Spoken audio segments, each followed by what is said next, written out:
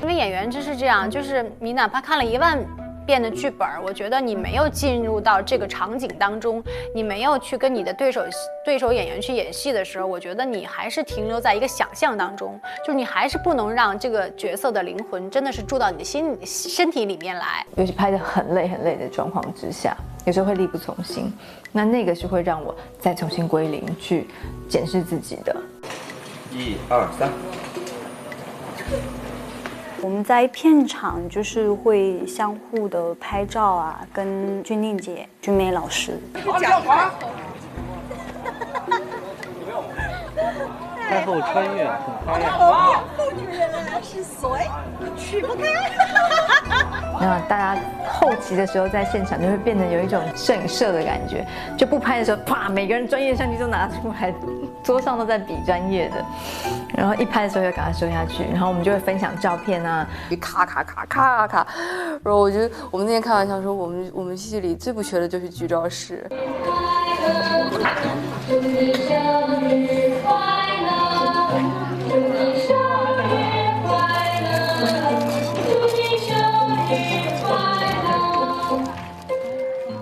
所以我希望的是，这一段人生经历在每个人的记忆当中都有一个独特的位置。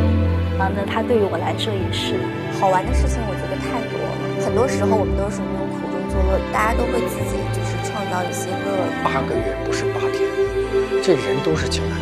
在这一部戏里，我觉得发生的所有的事情，我觉得将来我回忆起来都会是很美好的记忆。朝夕相处，哭啊、笑啊、闹啊都在一起，还特别舍不得。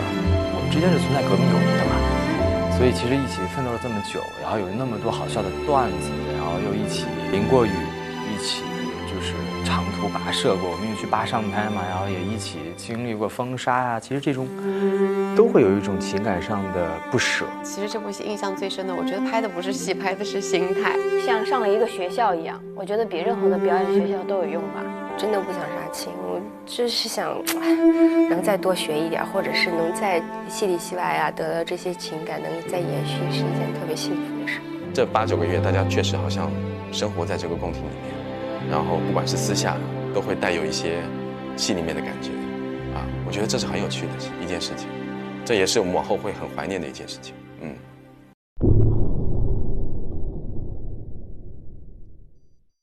每个女人在死的时候都会有一个华彩篇章。我每个嫔妃都不管多恶，都拍特别美，多元化的塑造了女性群像。那我觉得女性自觉的意识是很多人在追求当时入宫的动机，同时感觉到了这种悲剧性的力量，因为他们想获得的东西其实都实现不了。说，你这样是看不见西方殿的，看不见也得看啊。儿子是为娘的命。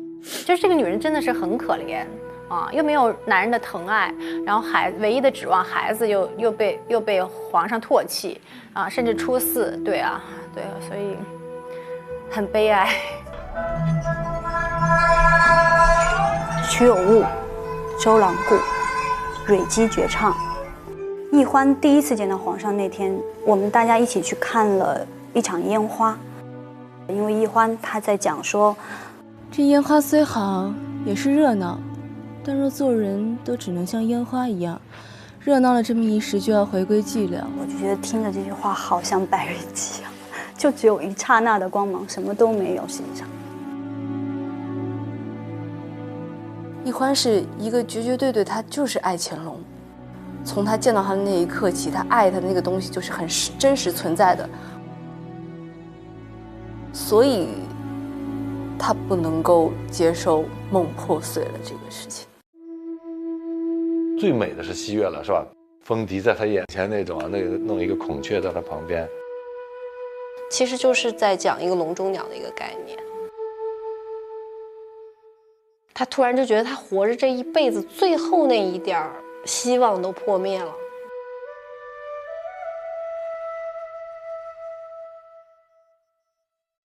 所以后来他也开始要把兰花拉下水，要去告诉皇上兰花这些罪行。今生的事还未定，皇后就想着后世的因果，难怪你在昏迷的时候一直喊着一报还一报。没想到皇上在他临终前竟然还在就逼问了他，就是留不住了。皇上，对于皇上的失望，但是呢，即便是失望，在他心里面，那皇上还是她的丈夫。皇上，皇上。金元的死在前面梳他的头发，然后一点一点的。他这么多年一直坚信的东西全都坍塌了，不只是从世子那儿，还是乾隆那儿，这个人绝望了，到最后来都像个笑话，像个骗局一样，自己像个傻子一样。主，喝汤了。其实魏延婉，她的智商、情商双双都很高，因为受尽欺辱了，所以后面有报仇，各方面的情绪压制自己。一步错步步错，没有回头路。但是看到最后一集的时候，我为他流泪了。我觉得燕婉很可怜，有时候很可恨也很可怜。我说拍这么多嫔妃的死都挺漂亮，但如懿的怎么死我一直想不好。如懿在那个时候可能没有那么多的怨恨，包括她最后要烧掉自己所有的东西，跟这个后宫脱离掉各种关系，她不留一点痕迹。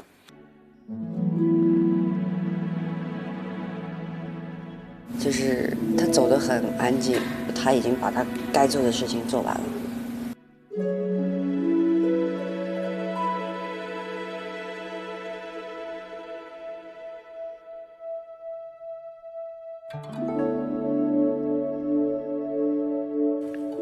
皇上，懿坤姑娘娘轰了。如懿的离世是让我觉得那个东西是太复杂了。有我自己的自责、内疚，还有太复杂的东西在里面了。还有，我再也回不去了，我再也回不去跟他那样的时光了。因为人生总有遗憾，反正他也在宫里，他也出不去。我晒着月亮我就走了，不挺好？对，所以其实他不是我不觉得他是很悲剧的，他很好。我觉得他就是他是一个善终。他离世以后，每一个人在城楼上面，那个情绪很复杂。我之前也没有那样演过戏，因为我们拍了那么长时间，我们经历太多事情了。到那一刻发生的时候，你真的是不能接受的，也是非常非常痛的。臣妾只希望和皇上长长久久的，能多长久就多长久。臣妾总和皇上在一块儿。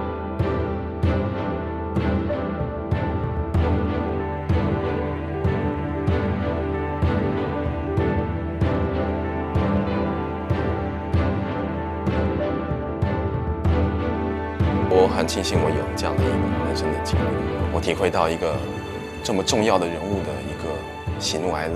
哪怕是一个世人眼中失败的皇后，不成功的妻子，一个深宫中的落败者，她身上也有着非常美好闪光的一面。她做着那个时代很多人不敢做的事情，自由、自在和追寻。坚持。而《如懿传》可能更多的探讨的是人性，没有绝对的好人，没有绝对的坏人，就这个世界不是非黑即白的，它会有很多不同的角度。就心无执念，就他在就珍惜，不在了就让他好好的在。这部戏所有的演员都尽了所有的力气，我觉得那就够了，那就够了。我觉得《如懿传》它就是《如懿传》，独一无二的《如懿传》，能让你静下心来去欣赏的一部戏。它可能是更多的是娓娓道来。我希望观众来做一个爱情文艺片来看。以我们现有的资源和我们现有的美学追求，我们希望成为一个凝结着我们心血的一个独特的电视剧吧。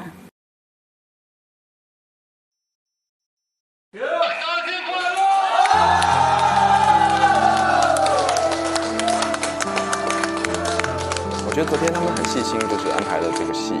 然后导演也很好，就是把我跟他的画面放在最后一个镜头。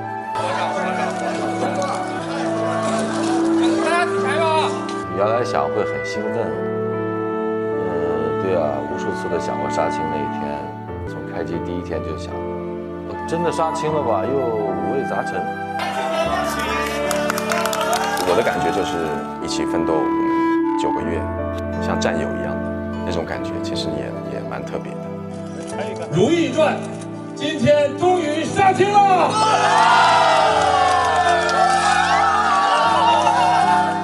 哎，不说了，一说又得掉眼泪。哎，我昨天要杀青嘛，看到那个上面写张嘉倪杀青，我就想哭，就是不想在大家面前哭啊。这样如果你哭的话，每个人看到大家都会很难过，所以我们都会就是压抑住自己的情绪。突然觉得要告别的时候，你会真的有这种不舍，多年没有的这种感情了。杀青感言，我终于杀青了，终于拍完了，我终于不用演坏人了。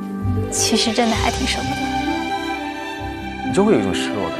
有些经历其实你人生中只会出现一次，因为这种默契度啊，真的是很难得。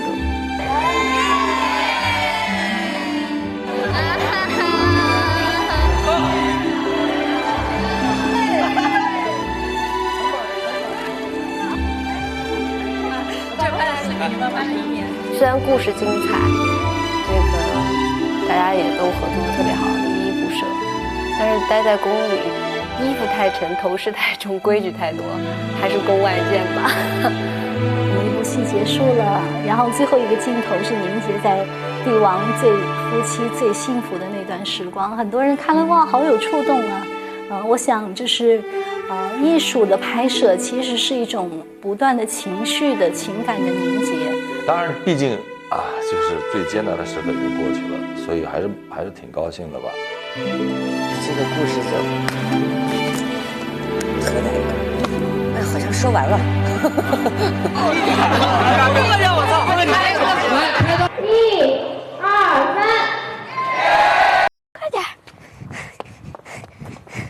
快点，快点！如懿跟那个乾隆之间的这种感情经历吧，从两小无猜这青梅竹马开始。给，刚才给你拿的白玉双方酥呀，碎了。你给我拿的碎了，我也喜欢吃。你也吃啊？嗯。原来剧本前面部分我觉得不太满足，因为爱情是需要铺的。我们说兰因絮果，兰因在哪儿呢？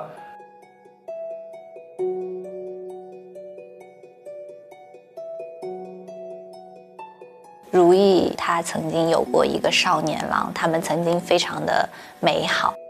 这是我一开始开拍之前我就跟编剧提出来的，就是给他的爱情一个起始的支点，让观众知道该怎么看这两个人，建立一个这两个人的关系，然后再往后走。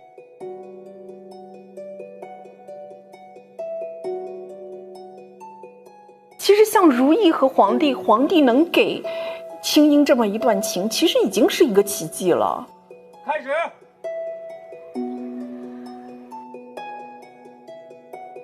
我内心总是看着他们这么美好的爱情，总是非常向往，又有一点点羡慕。哪怕你对所有人都要循规蹈矩，但是对着朕，还是可以保留青樱的性子。我最喜欢就是把她封为皇后的那个阶段啊，我们感情很好，然后那种状态是我很喜欢的。皇上啊，臣妾但愿和皇上此生长久，不相欺，不相负。好，此生长久，不相欺，不相负。有一场戏是我跟如懿，我们到民间去玩。预备，开始。出巡的头很简单，而且鞋子也是换成比较平跟的。2次微服私访，我觉得他是最开心的。因为晚上灯笼，然后江南水乡的感觉。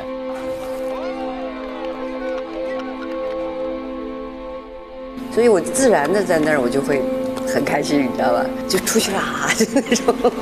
哎，这工作天走的时候，对，上船的时候，来，咱们吃点吧，或者跟你说，我跟你说，咱们或者吃点，拦着他们，不让他们走啊！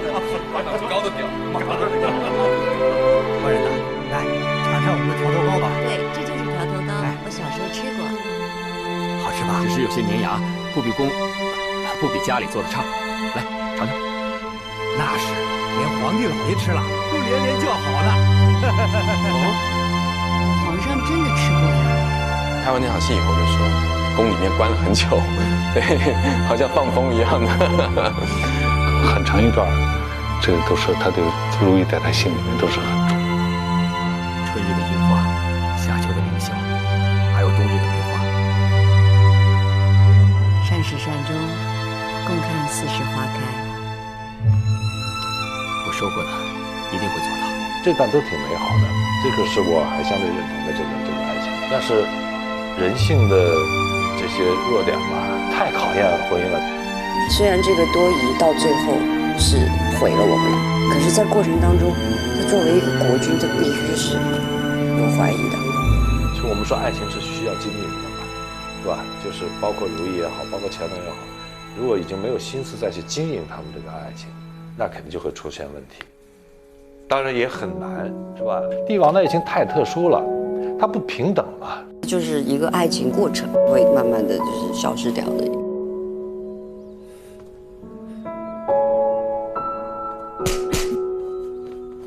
青樱红历是青梅竹马走向了互相猜疑、不信任。我觉得他其实是没有改变过自己的心意，他一直爱着的一定是自己的那个弘历，那个少年郎。只不过最后大家都发现彼此就改变了最初的那个面貌。云彻哥哥，慢点跑，别摔着。凌云彻跟燕婉之间其实从小在一起长大，非常青涩的感情，非常甜蜜，两小无猜。跑得快点，才能和你多见一会儿啊。走。凌云彻对燕婉更多是少男少女之间那种爱情。真好看。但是我的一份心意。你看到里边。这里有一个云，云是代表我，这个燕子代表你。我希望我们可以永远的长相厮守，白头偕老。云彻哥哥，只有你对我好了。最初的那个两个人的那种都挺美好的，这种凌彻跟着他后边颠颠的那边拿着东西在，哎，我觉得蛮美好的那一段。大家都一样，都是天真浪漫的宫女，希望有自己的一份感情爱情。但是进了宫之后，因为燕婉的父母和弟弟的压力，迫使他必须要往前走一步。他正巧有这么一个机会，皇上确实是对燕婉有这样的想法。燕婉是凌霄花，第一个凌是跟他的初恋凌云彻的名字是合在一起的，霄又是云霄的意思。那它是一种攀援而上的花。其实燕婉就是这种攀附别人、不断往上爬的性格。皇上，奴婢还以为您是记得当年在御花园与奴婢说过的话。她如果是个现代的话，她觉得是个很现实的女人，抛弃了自己的青梅竹马的爱人。她还是选择了跟皇上在一起了。那我觉得从那一刻开始，那种青梅竹马就已经变质了。你说燕婉对凌云彻有感情吗？的确有，但是碰到现实的时候，他就会屈服。路是你自己选的，好好走下去。突然之间，观众看到的是，啪，我一跪，微臣凌云彻，恭送妃答应。他要在我面前下跪的时候，我觉得其实心里挺心酸的。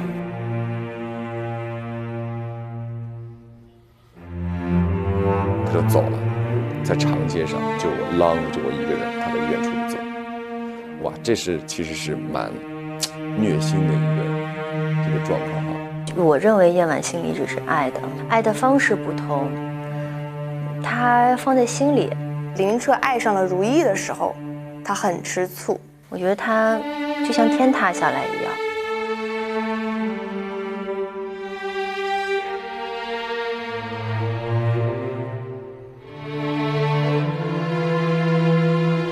他觉得我的东西，即使我不拥有它，你也不可以跟别人怎么样，就是还是很自私的。嫉妒，这就是一个女人的嫉妒心。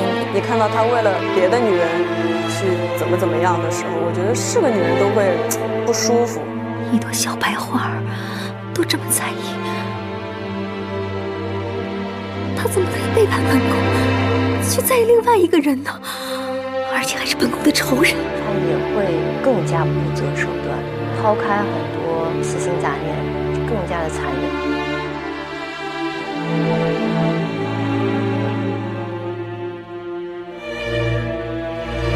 其实想害的是如意，谁知道林明彻就一起推下去了。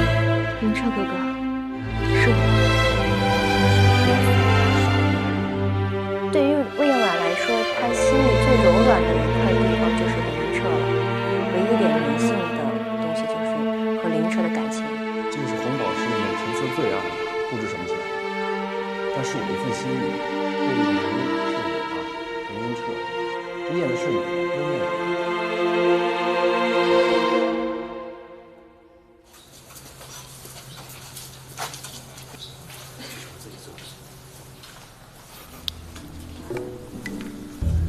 我们3个人都是从小一起长大的老乡，在逃难的时候相识，那就是一种患难之交。我对江雨冰呢和索性都是绝对的了解，建立的这种情感其实更稳固，也更容易理解对方。你找我？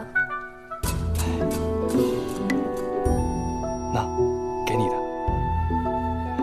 荣华高升。多谢你惦记着我。索性对李煜的感情其实是青梅竹马的那种友情，我觉得是没有爱情在里边，但李煜对索性有，就像是一个小男孩，就像一个初中生在暗恋他的同桌这种感觉。他会给他送点小礼物，然后默默地关心他，挺纯洁的一段爱情。索性，李煜，太贵重了。这些年咱们是共患难的情分，不在这些东西上。真是羡慕嘉妃娘娘，接连生子也是有福气的。你也羡慕啊？啊，谁不羡慕儿女福分呢？他慢慢的发现，其实索性想要的状态，可能我给不了。索性可能希望儿孙满堂，但太监根本就不可能满足这个要求。对于李煜来讲，他的身份很尴尬，他一辈子都走不出这个宫。他跟这些在宫廷里面的女人是一样的。我跟江雨冰是平等的，他们俩都是独立个体，但是相伴一生。我们俩都是相互喜欢对方，相互爱护对方，然后在患难的时候相互帮助对方，所以才能幸福美满。他们的世界里只有彼此，他们只看得见彼此。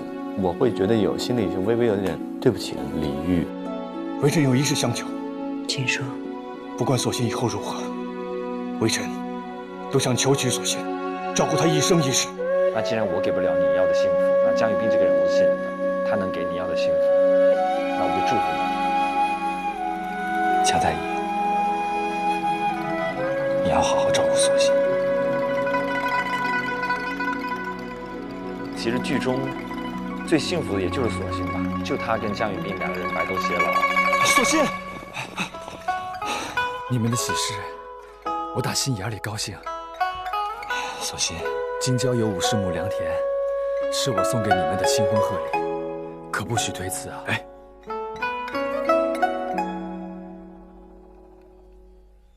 其实我蛮感动的。原来有个设想，就是让如意重新又跟江雨冰和索性他跑出去了，是吧？然后过那种田园牧歌式的那种生活。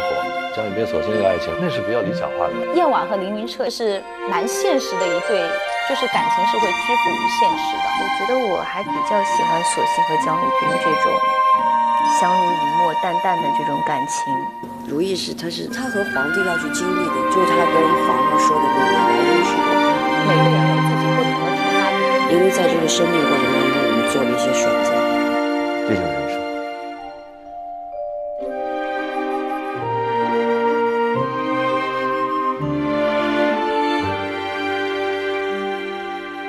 在江雨冰和索性身上寄托的那种平凡踏实的普通人的生活，是如意的向往，我想也是所有人的向往。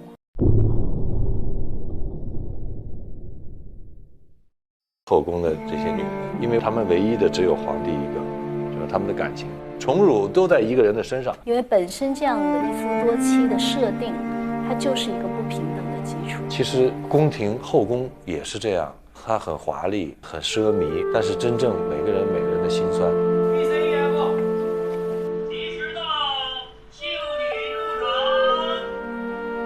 婉华是一个非常非常贤惠的一个女人，非常的爱乾隆，这种爱是夫妻之间的爱。我跟孝贤皇后的话，可能更相敬如宾一些，但是我心里面还是很尊敬她。你的丈夫是一个皇帝，他必然是要把国家的利益放到第一位，而你作为一个皇后，必然要把国家的安稳、后宫的安稳放在第一位。真希望你能够管束后宫。臣妾明白，只是臣妾无能，只怕做不好。怎么会呢？你贤惠大度，只要用心做，怎么会做不好？皇上对臣妾的期许，臣妾都记在心里，绝不敢忘。好。婉华喜欢乾隆，但她也很看重自己皇后的位置，所以她就一直在这种两种心态下就是矛盾。其实我们不能拿现代的女性去看待兰华，她毕竟是一个传统女性。兰华是一个好母亲、好妻子。就是有一场皇上生了疥疮，我去养心殿照顾她。我觉得兰华没有机会让她表现深深的爱皇帝的这种戏份。皇上，你醒了。就一说完那个话，我就哗眼泪就掉下来了。只有那样的情形，观众才能知道兰华爱皇上有多深。我觉得我的母亲是想要得到爱，但是可能种种客观的因素导致她不能，她必须要取舍，要放弃。皇上，你很久没有叫过臣妾的名字了，你还记得臣妾的名字吗？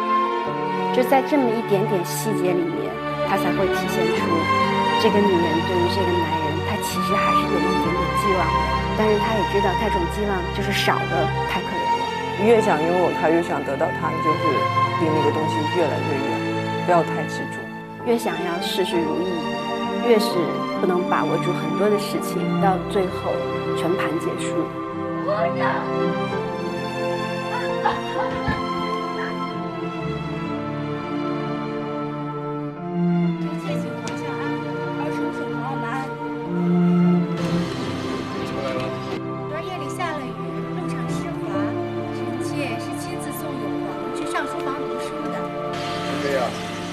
把永璜托付给你。臣妾多谢皇上。苏丽云其实是先帝指给皇上的，就是说这个女子善生养。她的婚姻就是父母之命吧。她也知道皇上没有那么宠爱她，所以她也知道她在这个宫里唯一可以指望的是她的孩子。我朝一直有立贤之说，用成年长出色，用机智嫡子年少无知，使他太子之位就归了永成，我的日子更好过。我觉得他对乾隆是有很大的畏惧心的，所以我觉得他在皇上面前是小心翼翼的，所有的说话、言行举止，其实都是在讨皇上欢心的。是真的，我公主。自从臣妾成了何家公主8年了，终于又有了一位公主，臣妾恭喜皇上。苏丽云本本分分的是吧？过日子型的，她也没有什么更高的奢望的。贤妃要是爱吃酸的，不如臣妾给她送去。要送你自己送，不必告诉朕。我觉得他应该是喜欢乾隆的，因为乾隆又很帅，又很风流倜傥。但是苏丽云是属于那种，我虽然很爱你，但是我也看清楚了你其实对我是可有可无的这样的一个状态，那么我也就往后退，就是安于这样的现状，去维持这样的生活。本宫还以为贤妃宫里春色常驻，一日也不大。皇上自会告诉你知道。我觉得前期乾隆还是很喜欢高熹月的，因为高熹月是宫里弹琵琶的一把好手，皇上又特别爱听琵琶。然后高熹月又比较会撒娇。那皇上这2个月有想着什么钱？你猜？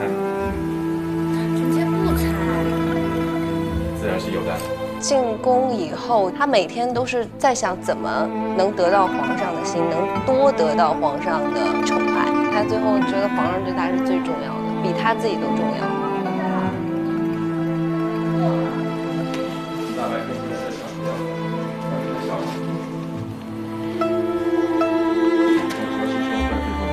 那个时候也是高希月特别想生孩子，然后去保住自己的地位。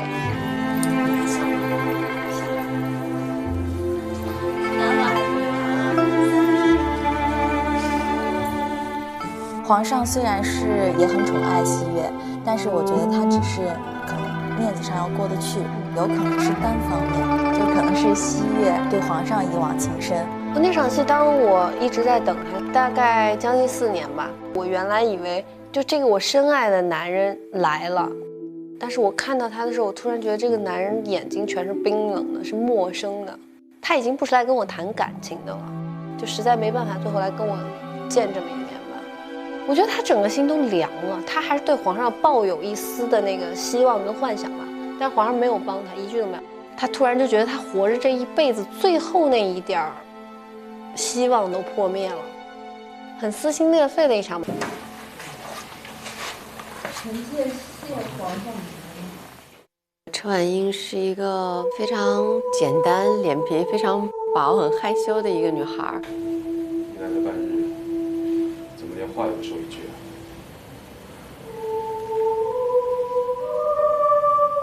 臣妾笨嘴拙舌的说了。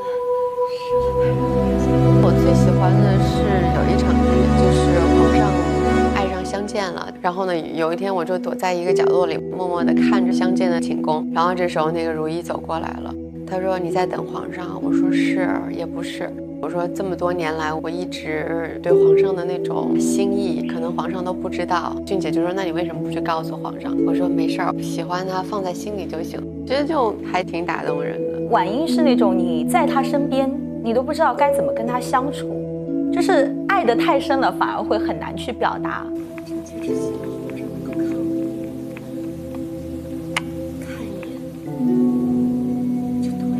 就是我爱你跟你爱不爱我没有关系，只是我内心一直爱着你，不论你做什么我都会爱你，甚至说我为了要安慰自己，我可能通过各种各样的方法来充实自己的内心，比如画画呀，比如去做一些我力所能及的事儿呀，比如说我心里想着我做所有的一切都是为了皇上，只要皇上开心，那我就是最大的满足。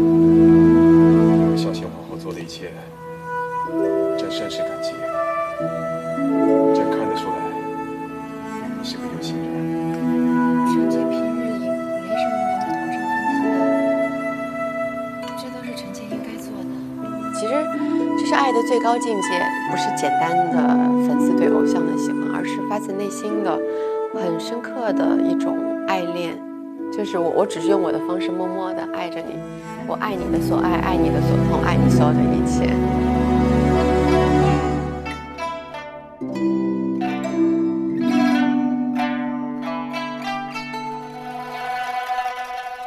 曲有误，周郎顾。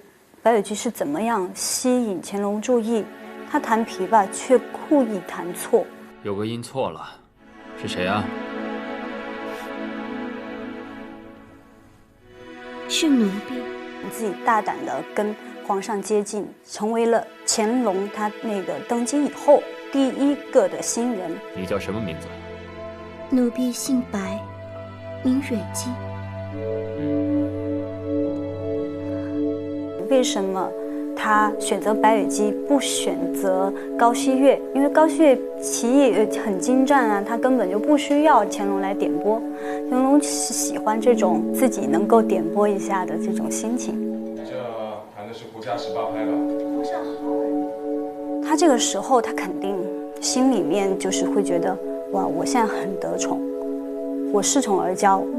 其实他根本就不知道他现在做的一切，人家会觉得他很傻。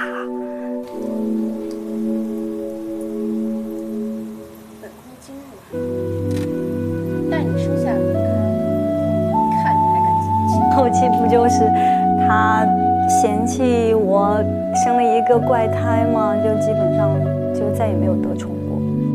梅嫔的梅跟没有的梅放在一起是一样的，因为最后他死掉，皇上并没有给他办任何的丧礼，那只是白布一裹，所有的人都忘了我，感觉就像这个人从来没有存在过。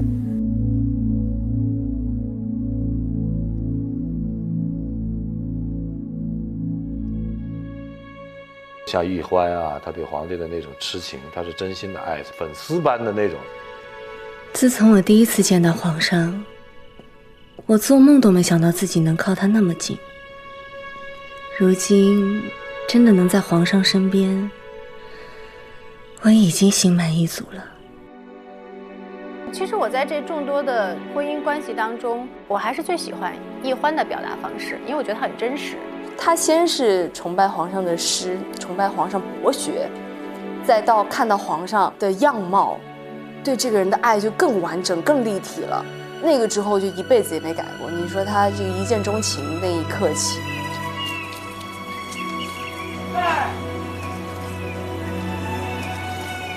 我记得导演跟我说过，说奕欢是一个，他一辈子一直到他死的那刻，他只要想起他第一次见到皇上的场景，可能他都会哭的那个人。乾隆就是他的梦，是他的神，是他的一生啊。开始。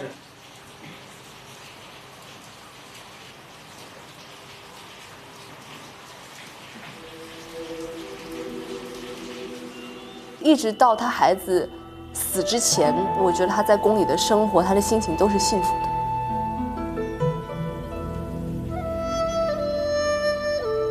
奕欢最在意的就是他的这个梦啊，就是乾隆这个人。我觉得她是一个很有个性的，然后很直率的，是一个在感情上有洁癖的这么一个女人，所以她不能够接受梦破碎了这个事情。皇上嫌你是内科男，是太后的人，所以他给你就是他认为最重要的人和最重要的事儿都已经破灭了，只是他的爱带有一些很特别的色彩，跟旁人所不能够理解的这种盲目痴情，但它就是爱情。第一次见到世子时，我便被他的笑容打动了。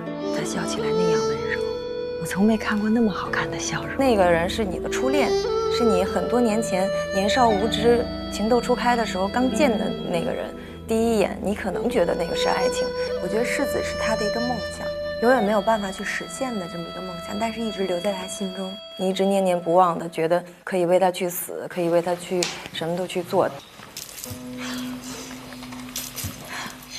皇上，皇上，这是我呀，皇上。其实他跟世子的交集并不多，可能只有一两面之缘这样。他是个很重感情的人，让他放弃什么、做什么、拼什么，他都可以。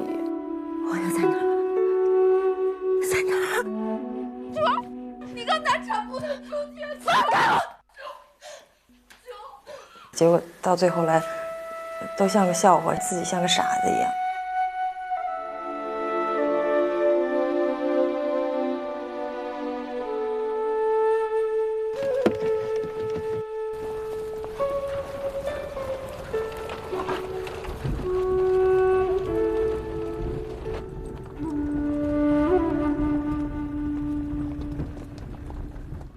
因为我觉得其实韩湘剑就比较特殊嘛，大家都知道这个人物也是非常传奇的一个女子，她相信真爱吧，因为她内心有她最爱的韩琦。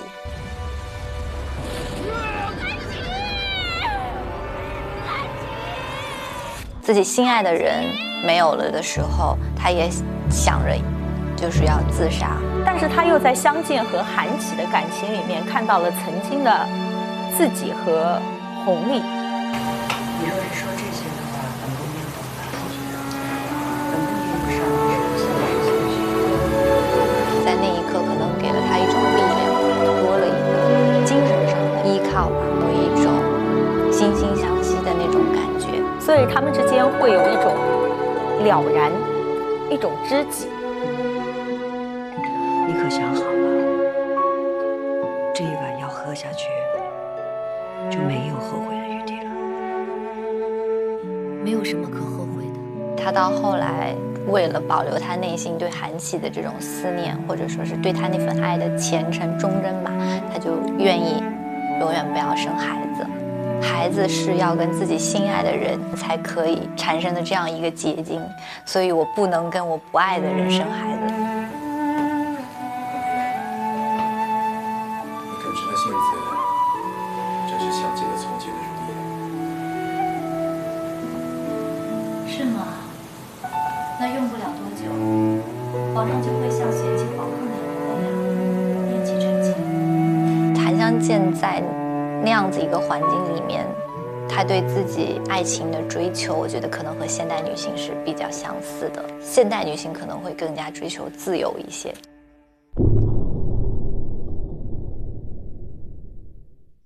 臣妾问皇上安。你都跟着那么久了，怎么见了朕，还是那么怯生生的？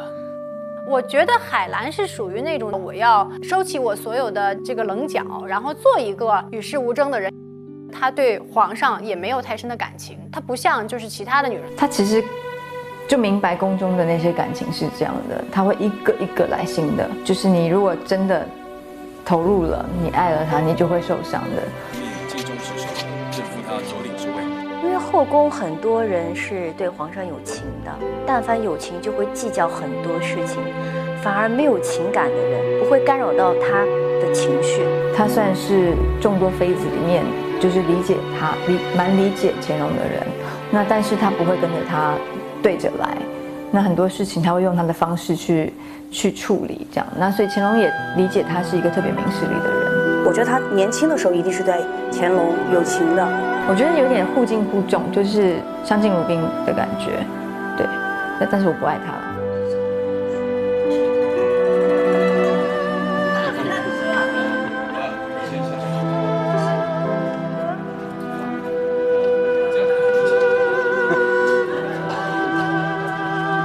我喜欢海兰，因为我做不到她那种境界。她对男女之情是看得非常的通透、明白，从来不抱有期望，她就不会失望。她是自己本来很软弱的，但她为了如意，她可以改变，可以自己坚强起来。其实，已经超越了姐妹，比亲人都还亲的那种。海兰是对如意的情，她帮如意做这么多的事儿，出于情。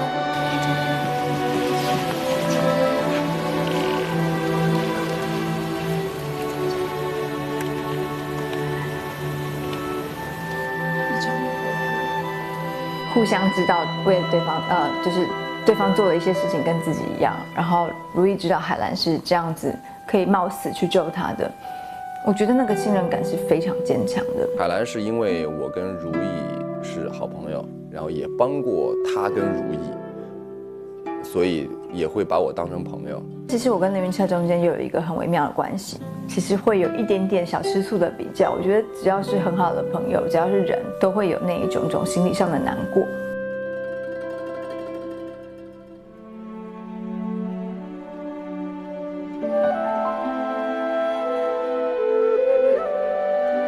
我们在创作的过程当中也一直在讨论，到底说如意跟凌云彻之间的感情建立是在什么时候？凌云彻对如意呢是守护、懂得、关心，但又保持着一定的距离。凌云彻，你还是收下这鞋垫吧，我缝了2个晚上呢。我是想多谢你的救命之恩。看到凌云彻在冷宫对他那么好，救了他的命，你说喜不喜欢他？我觉得喜欢，但是是什么样的喜欢？你对对方，你是可以安心的信任的一个人，所以他对如意来说也是非常重要的一个人。如意对凌云彻有没有爱情？我觉得没有。对于如意来说，凌云彻就是一个在他绝望和低谷的时候陪伴他的人，他的爱情永远是属于少年红利的。他从小是个冷静的人，他知道是不可能的，就是你根本就不用去有这个念头，都没有，就是说到不了的。曹操的一样的错误就是他的行为。当时拍时候还挺兴奋，但是呢，第一个镜头拍完了呢，又很沮丧。万里长征才走了第一步，让你绝望是吧？我们那么长的一个戏才拍第一个镜头。你也是，你也有罪啊，跟你说了，你还是我从艺以来拍过最长时间的一部戏，基本上经历了春夏秋冬。从穿短袖、穿小裤衩，女生穿裙子，到这个最后我们捂着军大衣，再到后来我们又开始逐渐把上衣和这个秋裤、保暖裤都脱了。其实就是在精神上，因为时间太长，起初的激情呢会慢慢的会被消磨，但是呢，我们这样的工作呢又必须得保持这种激情。停，没更好，停，更好。从来没有过一次就是说，哎，可以松懈了，可以放松了，可以休息了。那个不用你说了，那个谁说你说最后一句报上去就行了，预备。包括对剧本啊，包括对演员的表演上，有时候不那么顺的时候，蛮沮丧的。停。自我的一个调节吧，这个是我觉得是最大的难度。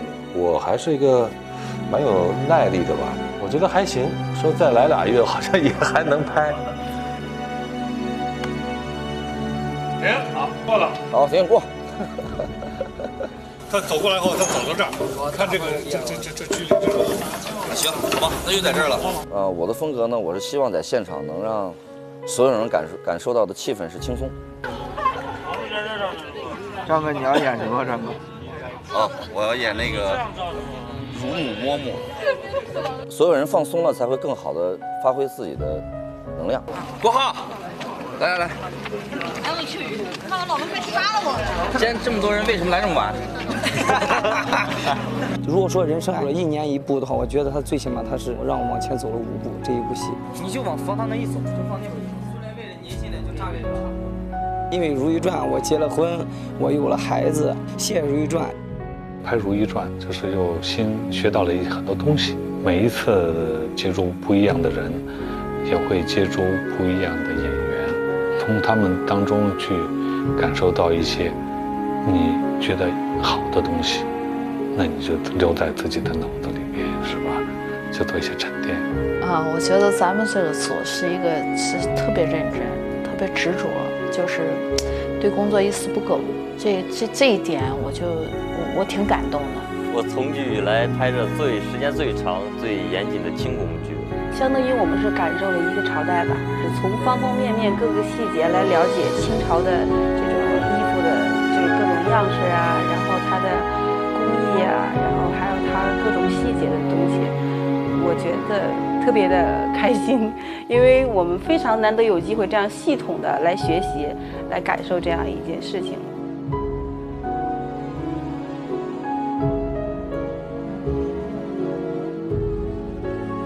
大家能够通过衣服、通过造型，能够看到这些后宫生活的喜怒哀乐。就是这么多细节，这么繁琐的这种工作量，还是值得的。那个衣服摆在那，就真的像一件艺术品戳在那儿一样。所以说，我们想要这种感觉。为毛那么多？有一些就是观众啊或网友啊，他们就是说设计的这个造型呢，是他心目中的那个角色，或者说他们觉得很美，我就觉得很有成就感。一开始你是想象的，然后你见到本人的时候，你把它整体造型都做完之后，这就蛮开心的。跟杨涵叔合作就是我喜欢跟着他，因为他给人感觉就是永远就学不完东西。每次都有创新的。阿叔每次跟我们说，就是你爱护衣服，就相当于你爱护这个演员。这应该是我10几年来最大的一次挑战吧，真的也了解了不少。细的去绣它，新娘找那种清朝的服装也改变了现代的一些理念。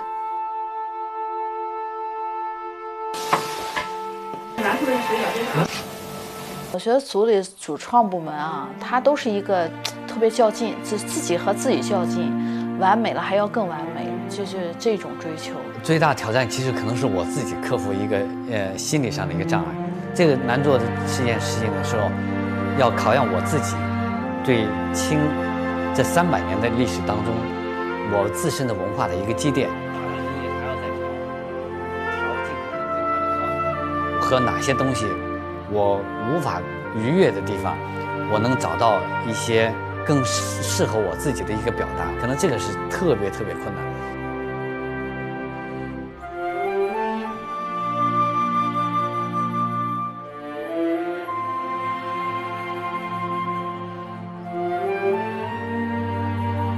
最大的挑战还是找到一个属于这个戏的独特的一个美学观。只要完成我们心里面的这个要求，这是唯一的衡量标准。这个基础就是大家对于美的感受力很接近，它这个美学原理非常的相近，彼此沟通起来很容易就达到共识，那这就是顺畅嘛，默契。人生的正八经的第一部轻功戏，从完全没概念到现在，我觉得是一个信息量非常大的一个储备。这里的酸甜苦辣这里付出以及回报挺多的，真的是可能要聊这个要聊好多。我们的道具兄弟们还是比较心灵手巧，又很辛苦。他们都很夸我们的道具做的饭很好吃，那个宫廷的点心啊，一道一道。备，放，走。1、2、3，拉远。对，基本上咱们做的菜都可以吃了，都是我肯定会保证它的新鲜度。其实我最想呈现出来的是什么呀？就是一种家的感觉。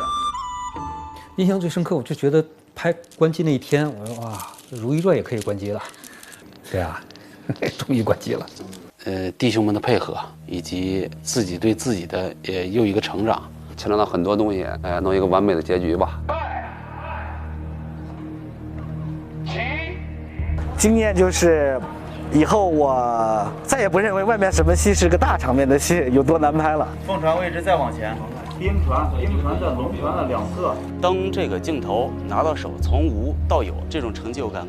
就是对制作人员，他是一种内心的一个满足跟愉悦，更认识到自己原来我还可以扛这么久，或者说是专注这么久吧。我们的器材已经基本上接近电影了，算是比较值得花本钱下去的了。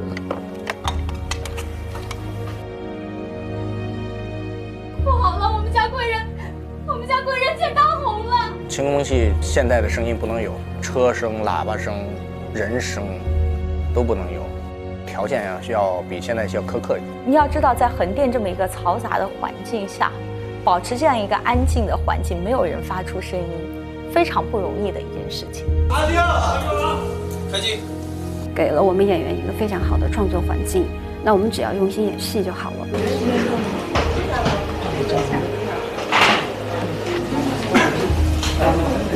我和我的这个礼仪指导的团队经常说，我们是《如懿传》和故宫的搬运工，也是穿越的红楼寺的官员。出来的队形呢？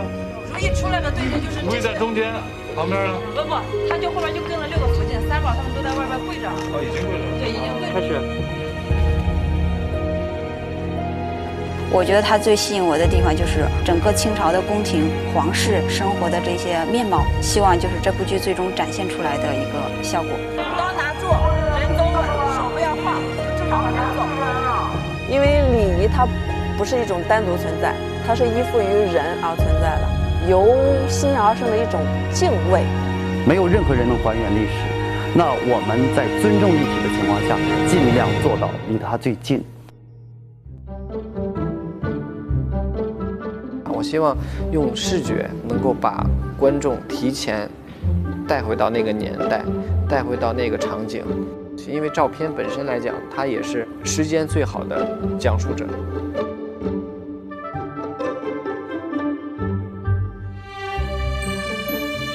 因为讲的也是清宫里边的事情嘛，这个时候难免会想到老的照片。像老照片的那种怀旧的那种感觉，黑白片的那种感觉，它的光影效果也是非常的有质感，每一个首饰，包括衣服上的每一个细节，拍出来都非常的震撼。在拍摄的过程中，你都会觉得真的是你也会回到那个年代。我们就是从历史走过来的，清宫里面走过来的妃子们。我觉得从摄影的技术上来讲，也是一个从古到今年代和年代的对话。好，再来最后一个，来1、2、3。为什么说是《如懿传》大家庭？就是每天我感觉我过来上班了，然后门口有一个小贴士，每天满满正能量，先迎接你。因为每个人他的每天的一个状态跟心情可能都不一样，他看到了这样一个东西的话，就能稍微把他的心怀打开一点。然后呢，每天有那个今天什么事，我觉得真的是特别温馨，然后打得特别好的鸡汤戏。我觉得这部戏人情味更重一些，各个大家在现场的工作状态，还有跟各部门的同事之间打交道，也可能是因为在一起的时间太长了，所以就是感情会更深厚一些。我觉得记忆深刻很多，真的很多，包括跟演员啊什么的，他们的每个摄影拍摄啊，有的时候飙戏什么的，都特别让我感动。我越来越发现，思维越来越开阔了，然后能量也越来越大，越来越有担当了。我觉得就是这样的，就是比以前强大。失去的是时间，失去的是体力和汗水，但我得到的是承诺和成绩，然后还有就是不断的自我的改变。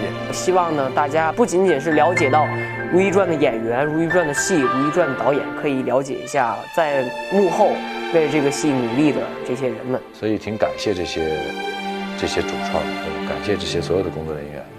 我觉得他们为这个戏贡献了很多，也很敬业，也很专业，而且最重要是他们对这个戏有热情，这一点我觉得是很难能可贵的。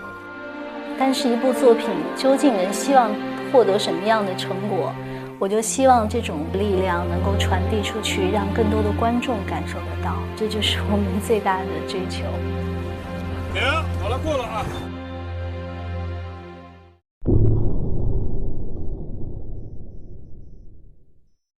我觉得这部戏还是比较特殊的一个情况，因为很少有戏拍那么长，然后大家要一起生活8、9个月，然后包括每天的相处，还有你对你的角色的，因为时间拉得很长，所以你的进入的一个状态是挺难忘的一个戏。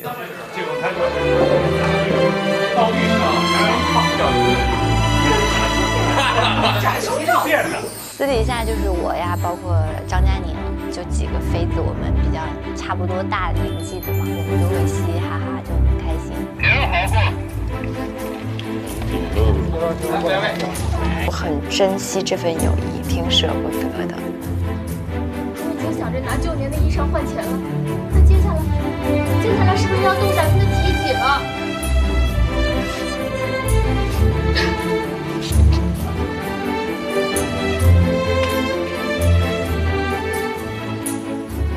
戏外非常的热情，心地非常善良，然后我们俩特别聊得来。我们俩在现场经常就搂在一起，因为这样可以互相支撑，觉得站起来没那么累。我们3个基本上是连体婴的状态。拍戏这么长的时间，这个戏给我带来的一个，你能拍这么长的时间的戏，然后收获了一个作品，还能收获一个好的伙伴、好的朋友，多好啊！但现在还没死呢吧？身为人士的皇上欢心呀。每一次拍那种大场面的时候，就真的像宫里面开了茶话会一样，就各种聊天。晚上之后便去为你送亲祈福。哦，不是我，看错了。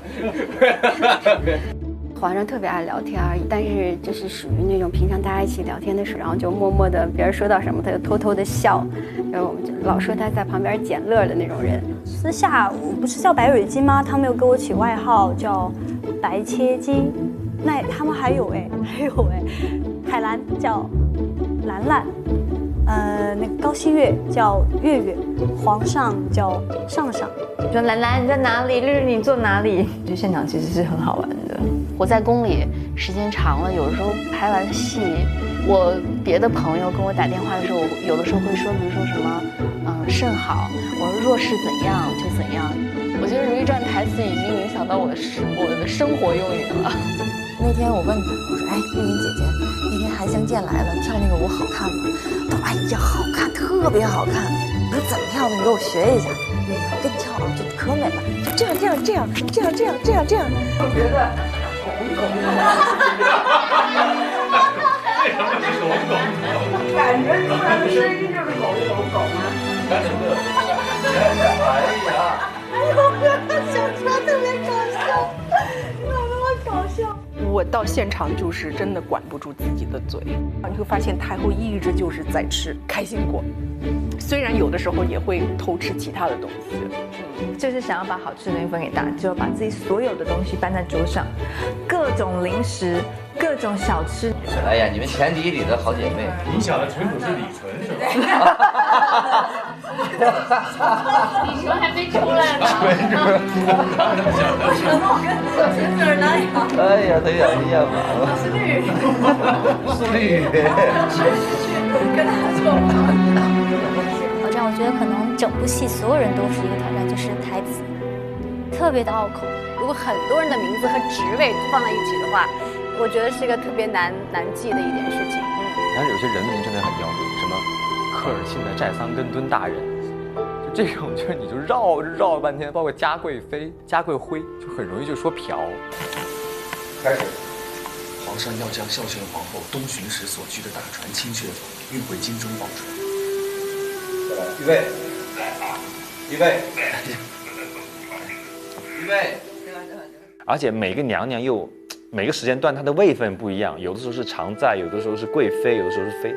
哇，我记得她是嘉贵妃，结果明天拍的戏她又变成嘉妃了。我说到底，因为每天拍戏也是乱的嘛，就会真的这个很难记。而且皇后经常要所有的人说个遍。对，然后就会在记名字上面就一直在不停的去看他这个阶段叫什么，然后还要记住啊，他现在是常在啊，那个是贵人，对，就是稍微累一些。传皇上口谕，4阿哥有成早已成年，命即刻出居宫外府邸，无事不得入宫。就刚开始压力非常大，就整个状态就集中不了，就是很多东西要去想。我经常会因为说我晚上这个词背不下来，我会哭在屋里，我会哭，我压力特别大，然后就给我朋友打电话，我说怎么办？哭完以后打完电话还吭哧流着眼泪背，所以我觉得我自己内心变强大了。多少天？万一没听就做错了。好的，老师。完全没。